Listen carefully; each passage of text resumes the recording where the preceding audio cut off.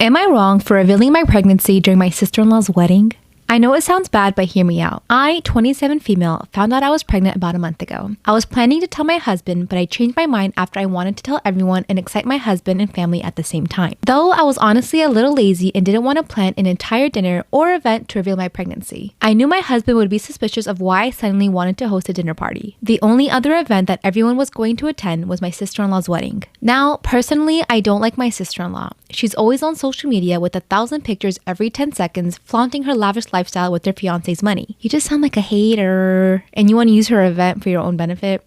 Hater. My husband and I aren't wealthy, so I thought maybe revealing my pregnancy would mean I can get even about all those times she bragged about her expensive new purse. You're using your pregnancy as a leverage?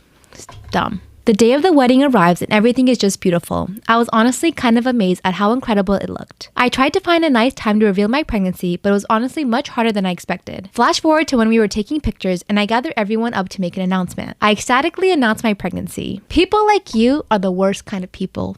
Oh, I don't like you. You were for sure the asshole. I don't have to read any more of this to say that though, but I'll keep going. But instead of getting congratulations, hugs, and kisses by the guests, all I got was kicked out. Good, you deserve to be. Everybody was whispering under their breath, but it was obvious to everyone that what I did was messed up. I don't understand why everyone was so negative about the situation. The most shocked about it was clearly my sister-in-law. She goes berserk, screaming about how I was always jealous of her and how I just couldn't keep help but ruining the best day of her life. I agree with her. Like, you literally said it from the beginning, your intention was bad. I was too shocked to make a sarcastic remark. She was screaming for me to get out. My husband just grabbed my hand and took us to our car. In the car, my husband lost his temper and asked why I would ever possibly do such a thing. I hesitated to respond, but my husband sure didn't. He called me a massive prick and said I shouldn't have done what I did, but I don't understand. Every time my sister-in-law brags directly to my face, no one says anything to her. When we got home, I checked my sister-in-law's Instagram and it was filled with exaggerated posts and way too many cringy emojis. You're a hater! I honestly feel kind of bad now that I thought about it, but I don't think I'll be satisfied until I get a professional response to my dilemma. So, am I the asshole? 100% for sure. Not only did you mess up your sister-in-law's wedding, that's your husband's sister. Like, your selfishness not only ruined it for yourself, but for your spouse. Like, be the bigger person in this situation. There are some times when it's okay to be petty, but this wasn't one of it. If you are in the passenger seat of a car and the driver is maybe a little befuddled, confused, stressed, lost, and they say to you, "Is anybody on my right?" What do you do? How do you respond to that situation? What do you do? What do you say? Pause the video, comment, and come back. Because I was just in that situation. I was befuddled. I was lost and stressed to no end. And I turned to my friend and I said, "Hey, is anybody on my right?" And she said, I don't know. Anyway, I asked him, is it even legal to own a wallaby in this state? And then we nearly got taken out by a Jeep because she didn't help me and I needed help. And I'm embarrassed to say I got yelly, okay? I was like, what is wrong with you? Would it have been that hard to check my blind spot? And then I thought, whoops, that is not how you talk to humans. And so I immediately brought it back down. I said, I'm sorry, I shouldn't have yelled at you. I think you need a kangaroo permit to own a wallaby in the state of Washington. And she was like, that's what I told him. And I was like, can you just acknowledge though that was a weird thing that you just did, that what you just, that's not customarily how that's handled. One time a guy asked me on a date to play racquetball, which if you don't know what it is, it's the game where you hit the ball against the wall and then your opponent hits the ball against the wall and then I think that's how it works, okay? But basically you're hitting a ball against a wall.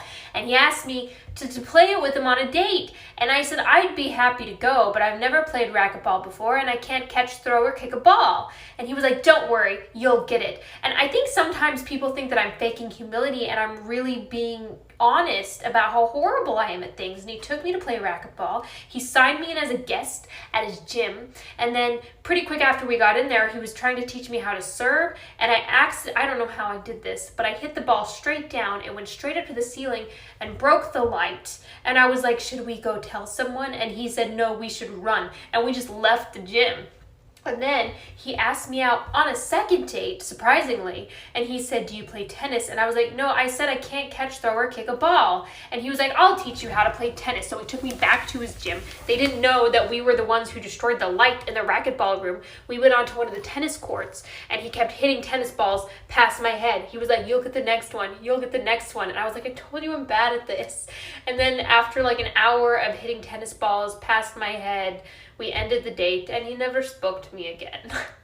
Story time about how my mom made me shave my hair off. So a little background information, I was 13 years old and in 7th grade, and I had just moved to a new school this year because my grandma was really sick and my family and I needed to take care of her. And for like the first 2 months, I had a big problem making friends. Until I met my best friends, Ashley and Nicole. Ashley was super sweet and Nicole was kind of a bitch. And I was in between, so we kind of all balanced each other out. But fast forward to later on in the year, we met this one girl named Kelly. And I'm not gonna lie, she was super nice but really annoying. She would always try to talk to us, always try to hang out with us. She was literally stuck up our asses 24/7. And the one day Ashley convinced Nicole and I to have a sleepover with Kelly and her. So we say yes, and Nicole, Ashley, and I are all texting in the group chat. Nicole goes, well, I'm not going to promise that I'm going to be nice to her. And she actually said that we were going to play a prank on her. And that's when Ashley bailed because she didn't want to be a part of it. Like for part 2.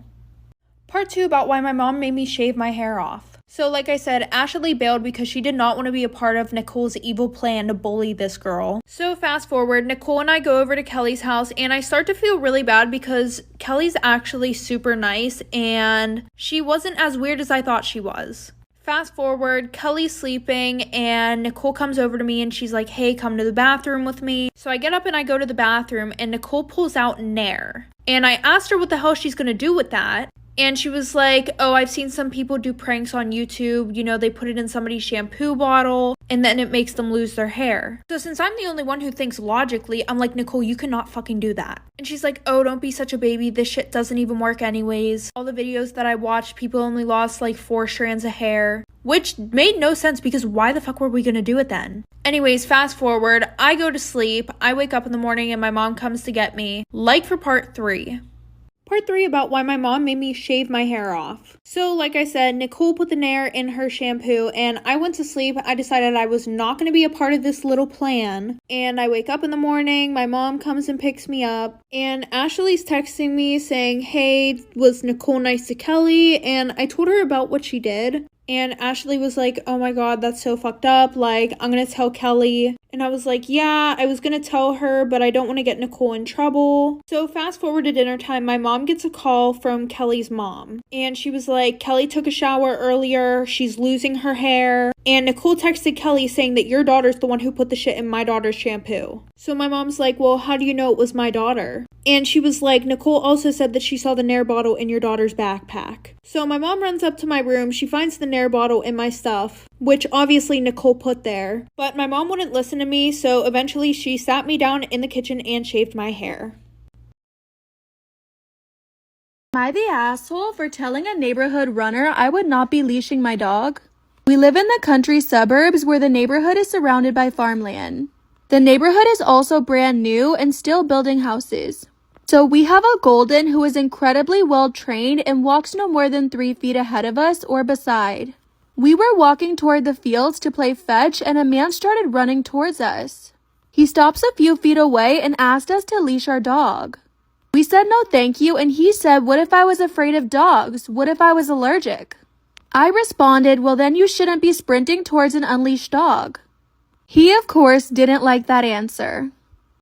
Am I the asshole for telling a neighborhood runner I wouldn't leash my dog? He said, what if I was afraid of dogs? What if I was allergic? I said, well then you shouldn't be sprinting towards an unleashed dog. He didn't like the answer and I explained to him we are essentially in the country and he is trained to be off leash. And it's very clear that he would never hurt anybody. He's a stranger who is raising his voice and our dog hasn't reacted whatsoever. He told me that I must be having a bad day and I calmly said, no, not at all. I told you no and we won't be putting him on a leash and you're not getting your way. He then threatened calling HOA and I laughed and told him to take my picture while he's at it and I'll give him my address. Am I the asshole for encouraging my ex-husband to take a DNA test and potentially destroying his family? Me and my ex-husband James tried for 7 years to have a baby and James didn't like to go to the doctor to solve fertility things. He even encouraged me not to have annual checkups at the gynecologist. He blamed me for being infertile and that I was unable to have our children. We broke up after he accused me of being a sterile bitch. The plot twist is that after meeting my current husband and we started trying, I decided to go to the hospital and check out my fertility problem. To my shock, everything is healthy and I could have had a child for years probably. The doctor pointed out the possibility of James's infertility.